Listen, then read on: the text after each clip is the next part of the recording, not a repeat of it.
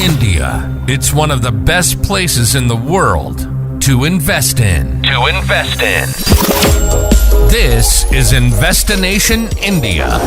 It's your chance to learn why investing in India is a home run. You'll get actionable tips on how to invest, ways to invest, where you can invest, public and private markets, venture capital, private equity, angel investment, startups, and technology. There's a lot to cover, so let's do this. This is Investination India, and this is your host, Manish.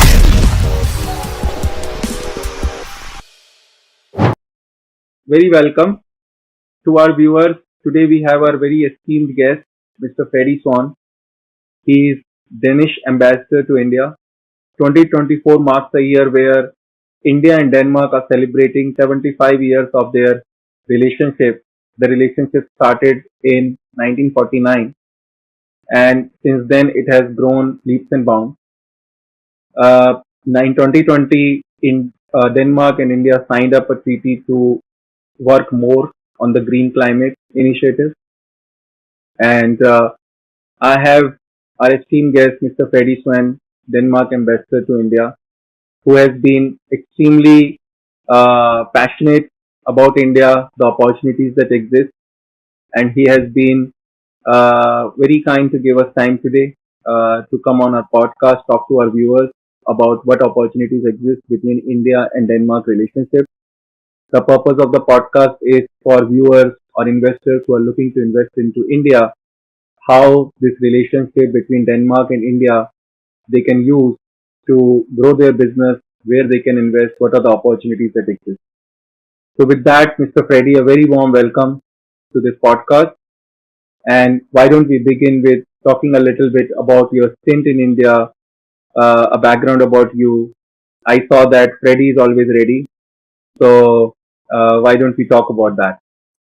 Thank you very much indeed, Manish and Puneet. Great to be on this podcast. Yes, I have a passion for India, which I developed since I came back in 2010. At that time, India was just a country. I had never been, me and my family, we had never been to India. And then after a couple of years, witnessing the Republic Day parade, India became a nation. And when we left in 2015 first time, India became a living civilization. When I came back in 2019, I decided really to use my passion for India. And I was the first European ambassador who met the achievements of Gujarat, Narendra Modi, and now he's your prime minister.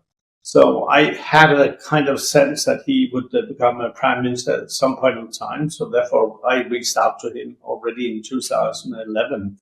And he had already at that time a very strong focus on green transition, green growth, and whatever lies with that. A few words about myself. I'm a historian by luck, or not so lucky perhaps. I have an identical twin brother in Denmark. And then when we decided to split up after high school, we tossed the coin. So we had two things in the interest. There was history and law.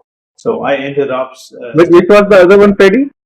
The other one is law. Law, okay. Yeah, so and I ended up studying history, and my brother ended up studying law. But we graduated the same year. He entered the Ministry of Justice. I entered the Ministry of Foreign Affairs. But leave that aside. My kind of passion when it comes to India stems from the fact that a little bit old-fashioned, many in the West and beyond that, has always seen India as a developing nation, a marketplace to sell their products and take home the profit. And nothing is really near to the India we see today. India is a place where you have to invest. You have to generate jobs. You have to bring skilling, and that's so important. So when I'm advising my companies, the Danish companies, we are always saying, okay, don't just come here to sell your stuff. You might not get the price that you want because India is driven by affordability and resilience. So high tech might not find its way that easily into the Indian consumer or the Indian infrastructure and so forth. But there are three one-liners, which I think is a kind of guidance or compass for all foreigners to understand India, and that's the way in which I have acted. First and foremost, we would like to be a source of inspiration, and we would like to take inspiration from India. So whatever Denmark suggests in the green transition, you mentioned the green strategic partnership, it is of course something where we say this is our menu card. So you, the Indians, you can make whatever choice you like if you can be inspired by what we are doing. But we can also be inspired by India because affordability and resilience or defeaturing and so forth is very, very, very important. Second one liner, no teaching, no preaching. I have never in my years, soon I'm entering my 12th year here, I have never told anyone in India to do this and don't do that. It's for you to decide. You're the world's largest democracy. You can take all the decisions that you want to, but I am in no position, should not be in any position to tell you what to do or not to do. It's your call, literally. And last one-liner is perhaps for also good for investors. No day trading diplomacy. I might not be happy with what I read in the newspaper in the morning or something in the afternoon and so forth. But for me, what is important is the long-term perspective, objective, the target that this society is moving towards. And therefore, I'm a strong defender of the vision called Viksit Bharat, a developed India. Today, you are 1.4 billion people. You live in very different economic and social structures and contexts, but you all will move towards Viksit Bharat. How to do that? How to secure that? That's where Denmark comes in with our green transition, green growth, whatever experience we have on our side. So where we have to really be a source of inspiration to India, and where I see great opportunities for foreign investors, that's really being part of being a partner to the green transition that we see in India across all sectors, whether it's shipping, whether it's aviation, farming, whatever you may name it. Green transition, green growth, sustainability, very, very important. Sorry, it was a long intro, but no, Freddy, this was amazing. I think you set the context and you also gave me a food for next question. So that, thank you for that. But Freddy, tell me one thing, that green climate initiative and all the investment, right? There is a lot of talk which is happening around it, and can you give our viewers some bit of ideas with examples and case studies, because investors always look for, while achieving a very good goal for Earth, saving Mother Earth. That's a priority for everybody, and everybody should really focus for the next generation what kind of Earth they are going to leave behind. But they also would like to see what are the opportunities, what are the returns, are the returns as equal to returns in other opportunities. So can you give a little bit of an idea if any case studies have been done between this corridor? This is Investination India. If you are liking this podcast, please like, subscribe, share with your friends, and ask them to join this podcast. Thank you. yes, our green strategic partnership that you also alluded to have four major tracks: energy, water, climate, and green financing. And Okay. if I take water, India covers 18% of the globe's land masses. You have only 4% of the global water resources. And when I see, and I've been crisscrossing India, I have seen how much water is being used, perhaps not properly and not in full respect of Mother Earth and all that. There we have really put a lot of efforts. We bring in our technologies for identification of water, what do you call it, aquifers. So you can identify where you can have access to underground water resources. And that's important. Then we also bring in metering, because water is not just a gift from Mother Earth. It's a very, perhaps the most important gift you can have. But you can't just allow oneself to spend it without any kind of constraints or kind of cautious approach to it. Therefore, we are very much involved in a lot of activities. And one particular field where we have, with great success, put money into it is the Jal Jeevan mission, which is the idea that you bring in functional tap water meeting a certain number of criteria into the rural households. And I think we are talking about 194 million households. And then you can add 4 or 5 family members to that. And there we are helping empowering the women, Nari Shakti. It's very, very important. We see an easing of waterborne diseases. We see a lot of time being made available to women and girls. And then it will also support the entrepreneurship. It will also support the building up a new small business that one day could turn into a unicorn. So that's on the water side. Energy is everything from grid stability, energy security, renewables. And Denmark is a very important country where we have promoted renewable wind in particular, now also solar, but also energy efficiency. And these things are so important for also India's development towards Viksit Bharat. India's energy need will increase plentyfold in the coming years and decades, even perhaps triple or quadruple and whatever. And we cannot come and tell you, whoever in India, listen, you can't get access to power, electricity.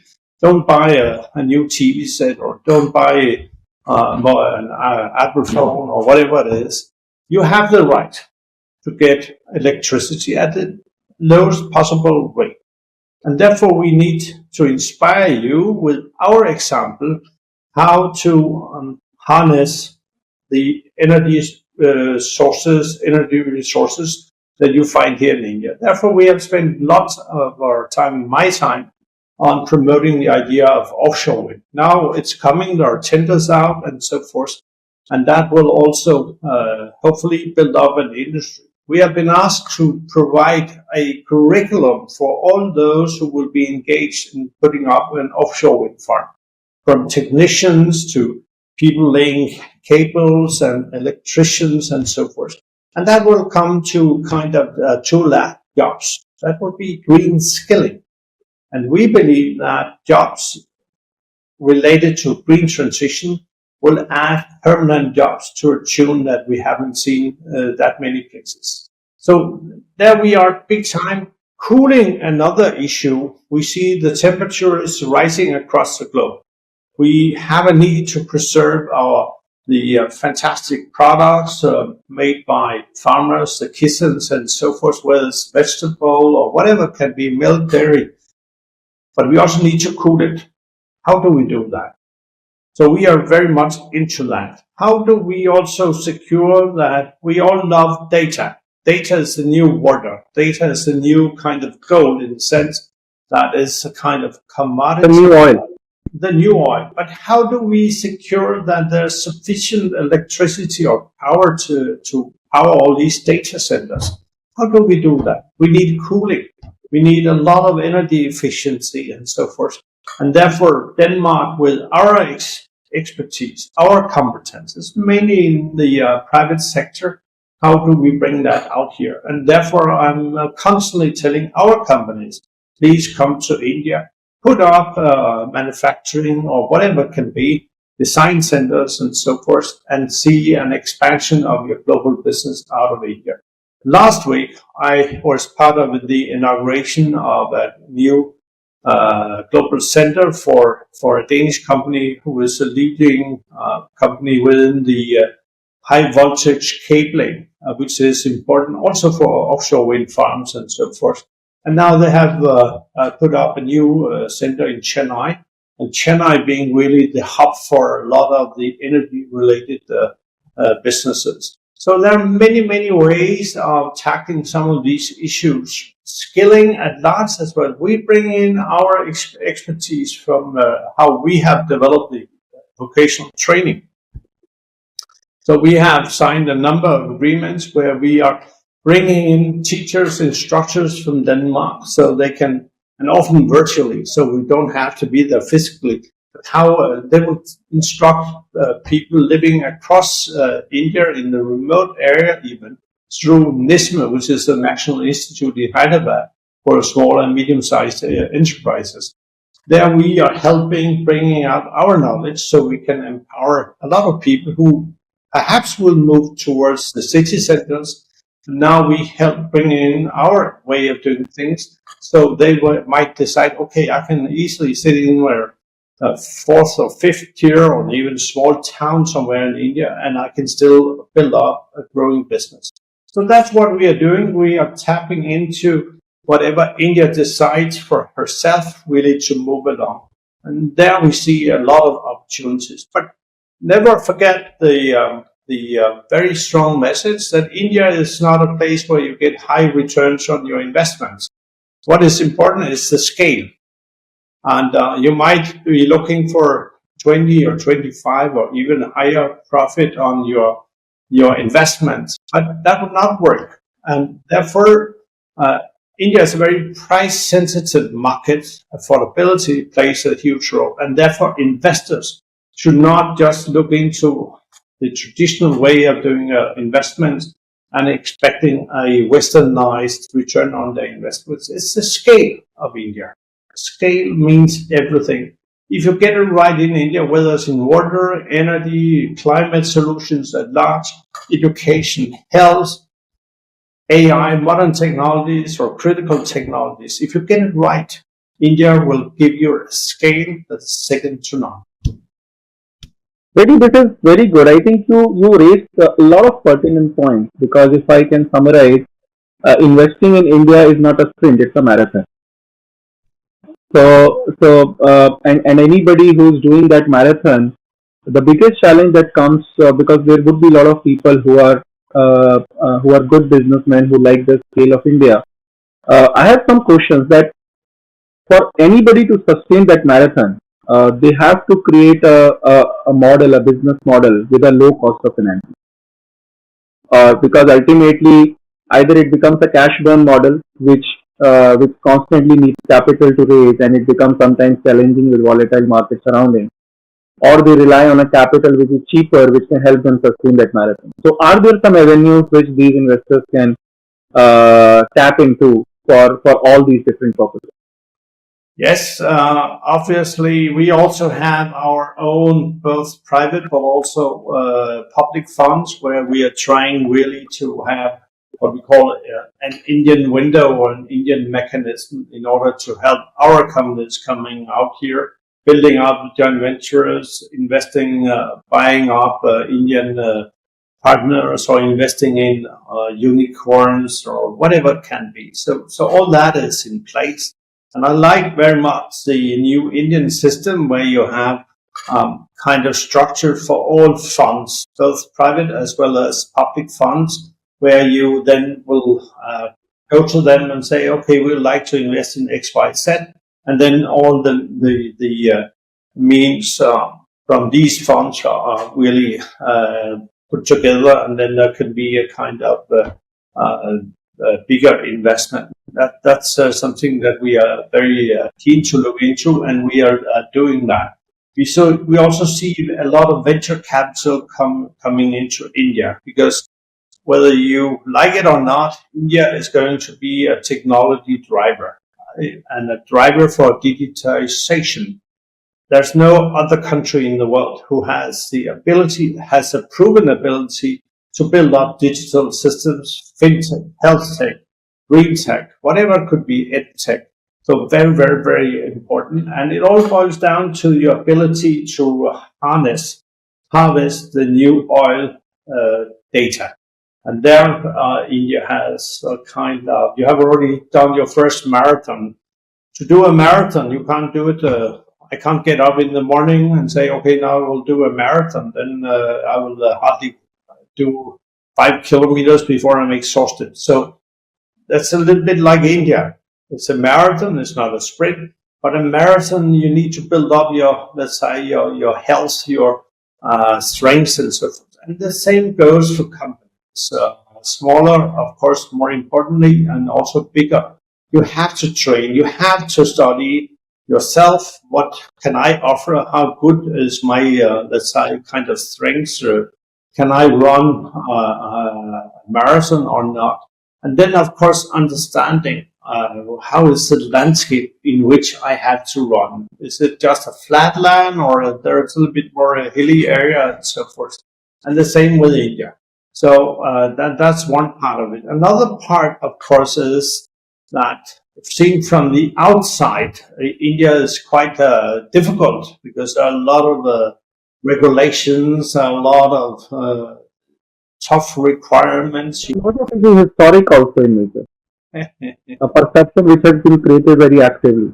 But anyhow, I mean, we also in my country, in the EU and the US, there are a lot of special requirements and all that. So it's not in any way to blame India. But to understand India, you also need to navigate and know how to navigate in India.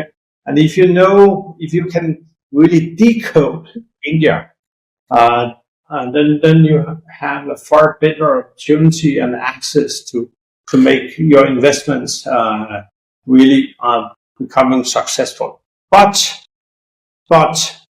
you can't just rely on one or two people that you know. You need to have really professionals that can help you and guide you and help you navigate. Then 1 + 1 will not be 2, but 11. Freddy, this is very good point. So, does Danish embassy has it created some kind of a playbook for, let's say, an investor coming from Denmark or an outside person, so, or maybe an Indian investor who's looking to take advantage of this partnership and bring some technology from Denmark into India, because somebody in India can understand on the ground what the situation, can handle the landscape of India. But is there a way the Danish embassy has some kind of a playbook, some support material, whom they can talk to? How does it work? Can you throw some light there? Yes. Denmark was one of the first countries, if not the first one globally, really to develop what we today will call economic diplomacy. And I myself was part of that, starting that back in the late 1990s. We decided that diplomacy is not just about drafting nice declarations about X, Y, Z. We are also here to serve those who are investing, generating jobs, transfer technologies. So therefore, we have something called the Trade Council of Denmark. And that's an integral part of the Danish Foreign Ministry or Foreign Service. And at each and every embassy, we have a trade council. We have a specialized department dealing with how to help Danish companies in various sectors. Of course, it will depend a little bit on where you are, but for India, it's water, it's food processing, it's health, it's the maritime industry, and so forth. So we are into an energy, obviously. So we are into all that, and we are trying really to decode what is the need of India, how is India now developing, and then we will come with our advice and say, listen, guys, India is now focusing on wastewater. India is now focusing on waste to wells, or whatever you call it. We have some technologies, so we are trying to find partners in India so we can introduce these guys. Then we also have the other way around, invest in Denmark like you have invested in India, where we're also trying to pursue the same in Denmark for Indian investors, but also with the view to secure that they can, let's say, also work together in India, even though they might invest in Denmark. But if they're investing in Denmark in some special technology, then this technology, when it comes back to India, it can be scaled. So there are many ways of doing it, and we are hand-holding our companies in India, from the small, really small ones to the bigger ones. So we are like. And how small are these companies? Let's say when we talk about less than 10 people. It depends on the smaller you are, the more in a Danish context, the more specialized you are.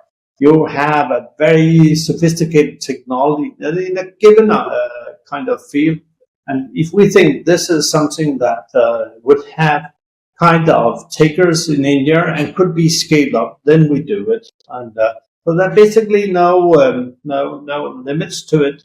And then, of course, we are also having quite interactive dialogue with the union ministries. We just signed an agreement with the Ministry of the DPIIT and Ministry of Commerce, and a fast-track mechanism. So if Danish companies are running into troubles, regulatory or whatever it can be, then we have now a fixed, structured mechanism where these cases can be brought up, to the benefit of the companies, but also to the benefit of the investors, to India, the clients, and so forth. So the economic and trade-related growth are not really hampered or restricted, and so forth. So that's what we are doing, and we are damn good at it. So we take all the investors, we find investors, and bring them to India, as well as we bring them to Denmark. So it's a hardcore diplomacy to be into that. Freddy, this is very great. In terms of, let's say, if any of our viewers wants to take advantage of this, so what could be the first step for them? The first step is to drop an email. This is Investination India.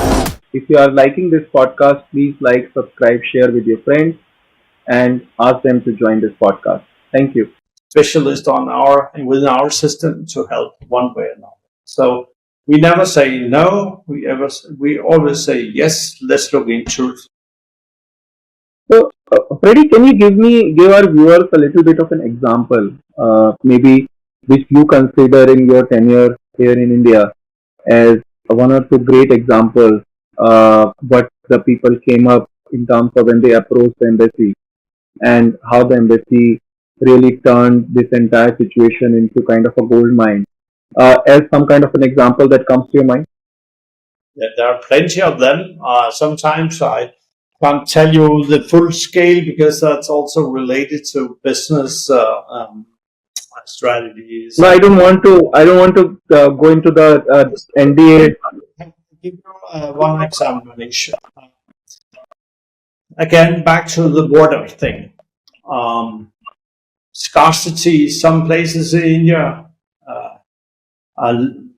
lots of border floodings and all that. So what we have developed is, and we have taken the technology out here, is a technology that can help you identifying aquifers.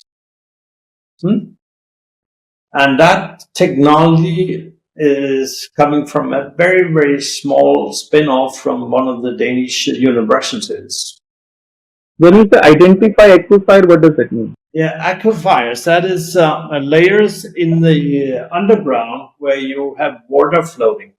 You can't see it from, if you stand there, then traditionally you will drill and then you can see suddenly water comes up. That is a very costly and slow process.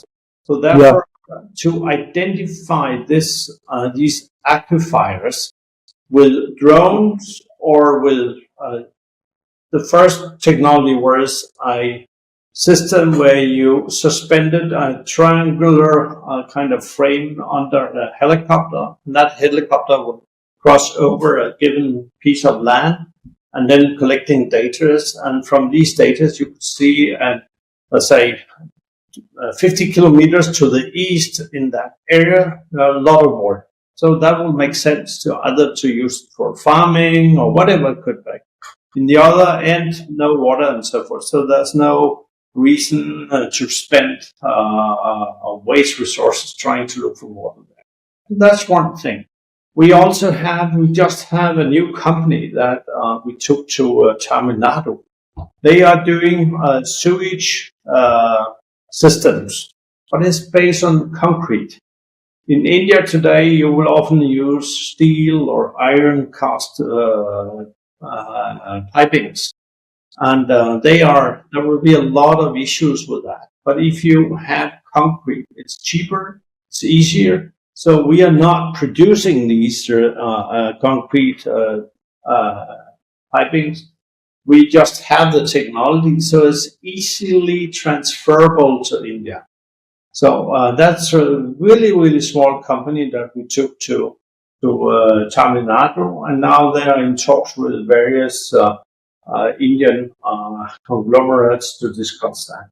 The same with electrolyzers. I mean, we are all talking about green hydrogen. India has made it into a mission, and there's a deadline for it. All the big conglomerates in India, Reliance, Adani, whatever they're called, Tata, really focusing on securing that India can have green hydrogen and as part of the energy mix, but also being a big exporter of green hydrogen or green fuels to aviation, shipping, and whatever and whatnot.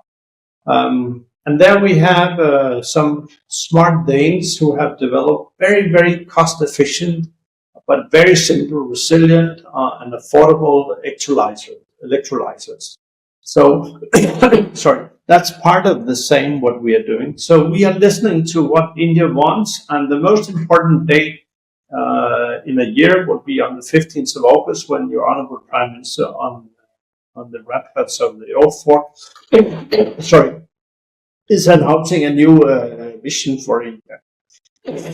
Sorry. So, Yeah. 15th of August, a very important day because a new mission is being launched, whether it's water, green hydrogen, Schwarzkörner, whatever you call it. Important day. So, thank you for this, Freddy. Can you also let our viewers know that how maybe a Denmark, because some of the technologies that you talked about, definitely what I see as a takeaway from this conversation is that your embassy is highly active and very, very active in some of the focus areas which you mentioned. But how do you compare yourself? Because for a investor, it is also about the competitive landscape, and it is also about that maybe the technology access that you're giving, but on the implementation side, the financing side, maybe it is not as financially viable as maybe some other competing technology available elsewhere. So, can you give a little bit overview of where Denmark really stands out in this entire competition, and especially from our neighbor China? Yes, mostly it's always the buyer's or the end user's choice what kind of technology he or she or the company or the agency, whatever it is, will opt for at the final stage. What we do is really to introduce how that kind of technology, this technology has been part of our green transition, green growth, as an example. How do we do it? What were the advantages? What were the downsides and so forth? And then we can only tell the investors, listen, this has made is great success in a given context. If you believe that this could have an opportunity in an Indian context, please, we'll help you, we'll support you. But basically, it is your choice. We will often work with the great big Indian conglomerates. It can be Tata, Reliance, Adani, L&T, which in fact was founded by two Danes before the Second World War. They will often be some of these companies where we will introduce our small and medium-sized companies and say, these have some technologies that might be of interest to you. So that's how we do it. And then we have a fairly detailed dialogue with the relevant Indian partners. And then they will take a look and say, okay, this is interesting, really, and we are ready to pursue that. But, we are in no position, will never ever, as I said, we're not teaching nor preaching. Therefore, we will in no way preach to the Indian side. You will be double as rich in 10 years if you take this Danish technology. Nobody will guarantee that. So you have to look into the technology. What is the context? What is the purpose of that technology? Will it fit into an Indian context? I'll give you a very old example, but it's still very, very valid. In the, I think it was in the 90s, we were asked to put up or help Delhi with power plants that ran on waste. And we had developed fantastic technologies, very efficient technologies in Denmark. So the efficiency was extremely high. So the Indian side said, wow, this is great. And we, at that time, we could put in development assistance. So we put a lot of money into it and so forth.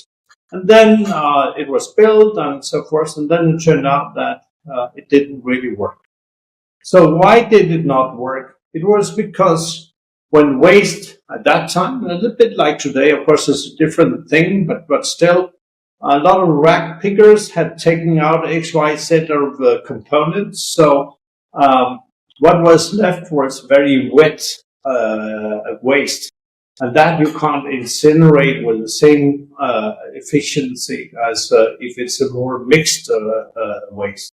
So suddenly, a brilliant Danish technology failed really big time in India because nobody had thought about how waste was collected, handled, segregated, and so forth. So therefore, you can have the best technology, whatever you can develop, but if you don't understand how things are in India, then you might not really see that. Another It was kind of a joint drill. It was kind of a joint drill. We have a Danish company that they're developing a very high-end boilers for power plants and so forth. And these boilers are used by various Indian companies to produce power. And they run on a straw from stubbles and straws from the paddies and so forth. Now, a lot of these power plants in Punjab, in Haryana, and so forth. And that gives money to the farmers because instead of burning the stubbles and the straws, all this will be handled in big bales and then brought to a collection center and then to the power plant. And that gives power, it gives money to the farmers, but it also generates a lot of jobs.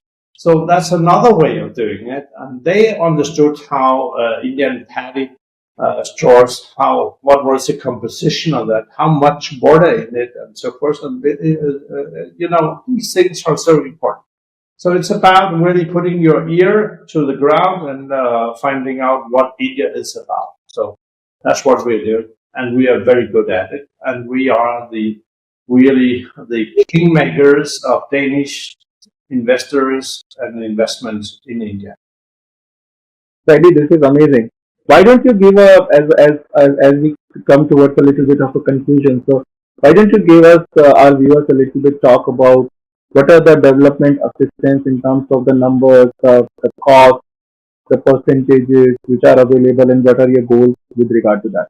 Yeah, but first and foremost, Denmark is not giving development assistance to India any longer.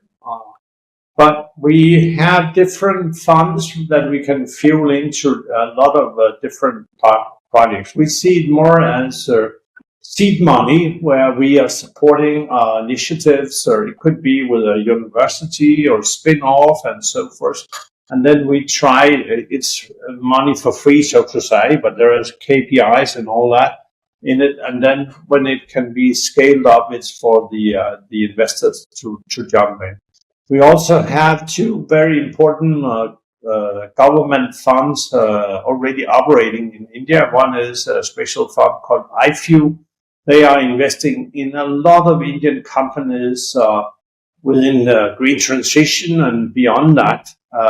They have also invested in putting up silos along the railways so the farmers produce can be handled and stored professionally and safely, so it's not just being put in the open with rodents and others destroying the hard work of farmers. So we are into all these places. Another thing, another fund is an innovation fund, and we have and we are in discussion with the Indian government about one thing: biogas. Biogas is the most important but not still harnessed domestic energy resource that India has.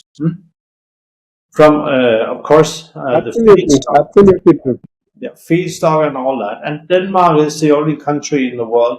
We are running our own bio plants. They are biogas plants. They are often owned by farmers through cooperatives, some private ones, of course, and so forth. But we have made them bankable. There's no bank in India as of today, at least to my knowledge, who is willing to take risks when it comes to biogas plants and so forth. So we are in talks of putting up quite a significant window of more than $100 million US. And if you look into it, in both in the north but also in the south, there are a lot of agri production, whether it's vegetables or rice or banana leaves or whatever and whatnot. All that feedstock and cow dung and so forth, special grass that can be grown in not so productive, fertile areas and so forth. All that can be used for biogas. So, and in Denmark, 40% of all gas being used are coming presently from biogas in Denmark. So that's a large one. That's a lot, and the less oil that India has to import, the better for the country, better for the farmers and so forth. So there we are advising, we are bringing in instruments that will make it easier also financially to invest in these bio plants. So that's what we are doing, and there's hardly any area where we are not playing a role. It could be the maritime industry. Denmark is a big maritime nation. We are very good in ship designing. We have Maersk, who is a big container vessel shipping company. We have a lot of specialized companies in the maritime sector and so forth. And don't forget that more than one third of all the seafarers on Danish vessels are from India. The captain, the chief engineers, and so forth. So we have a lot of cultural and human exchange as well. Yeah, but we also have exchanges that secures that all the really good competences that you find in India, that is being part of our growth. And so thereby you're also helping Denmark sustaining our economic progress, our welfare systems, and so forth. And the highest number, as I said, the highest number of foreigners being given a work permit in Denmark last couple of years, the highest number was given to Indians. So there's no future without India, if I may say that, in a larger perspective, but also in a business perspective. If you want to scale up your business, if you want to grow, you need to really cater in India and the Indians in your equation. There's no way around it. So. And Freddy, does India, do you have similar programs with other countries as well, or is India holds a very special place in your overall relationship with Denmark? India definitely holds a very special place in our heart, in the Danish government's heart, but also in the increasingly in the private sector. Last year, the CII of Denmark made a report showcasing that more than one third of all Danish companies, those already being here, new ones, not been here yet, they are investing in India. So more than one third of all Danish companies are looking towards India, either to expand their existing operations or to invest in India as such. But it goes without saying, Denmark is a small country, 60 lakh people, but economically we are quite a superpower, if I can use that strong word. And 2/3 of our GDP that comes through the tune of more than 1 trillion US dollar comes from foreign trade, foreign returns from foreign investments and so forth. So therefore we are so dependent on how we can build up ties with strong economic power centers. It can be US, it can be India and so forth. So now India has a special place in our hearts because we see the future lies with India. And therefore, we have built up. The Danish embassy in Delhi is, in fact, one of, if not the biggest bilateral embassy that we have anywhere in the world. Bilateral. Wow. So we have specialized, we have connected with India, and we have partnered with India. And that will also give confidence to our investors. They're looking towards India. They see that if they invest in India, they will get return, which is matching their expectations, also given the scale. So whether they are developers within wind industry or energy as such, or they are hardcore investors looking for unicorns or scale-up, startups, whatever you call it, India is the way to the future. The great, Freddy, with that, great green and good future. yeah, Freddy, with that, I just would like to ask, have you tried Indian food? How spicy it has been? I eat, in fact, everything. I have never had anything in India from Kashmir down to Kerala or to the other side, northeast and so forth, or Hilsa in the West Bengal. I eat everything. I enjoy your food. It might be spicy, but if you are not spiced up, you will not think clear and focusly. And by the way, we're all talking about the climate issues, the climate challenges, and your diet, the vegetarian diet, is so important for the survival of the planet. So of course, I'm not a fully vegetarian because I also have to promote a little bit my country. But anyhow, vegetarian food is a fantastic gift to the global table. So if I can get Indian butter naan or whatever it is, I eat it with great respect. And hopefully I can also get laddus somewhere in Denmark. When I'm You will definitely be able to get a lot of Indian stocks which will do that. That's With that, Freddy, thanks a lot for this honest space podcast that you did with us, telling about the opportunities for our viewers. And I sincerely thank you for taking our time out in your busy schedule for our viewers.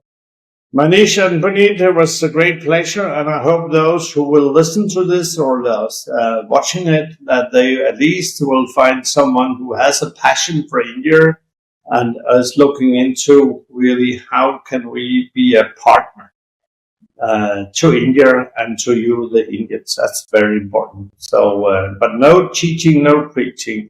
Be a source of inspiration, but also be inspired. Never ever jump into day trading diplomacy. And I will also finish it up with one thing, that for all the investors, Freddy is always ready. Freddy is always ready, and I also recently I added, I play to win, not just to survive. So if you play to win, not just to survive. So. Awesome, Freddy. Thanks a lot. All the best. Take care. Namaste. Bye. You've been listening to Investination India. Manish has been a banker, having worked in India for the past 20 years, getting to know investors across the globe, encouraging them to invest in India. Having graduated from IIT Delhi and IIM Calcutta, Manish is the perfect person to learn to invest in India. We hope you've enjoyed the show. Make sure to like, rate, and review. Take care, and we'll see you next time on Investination India.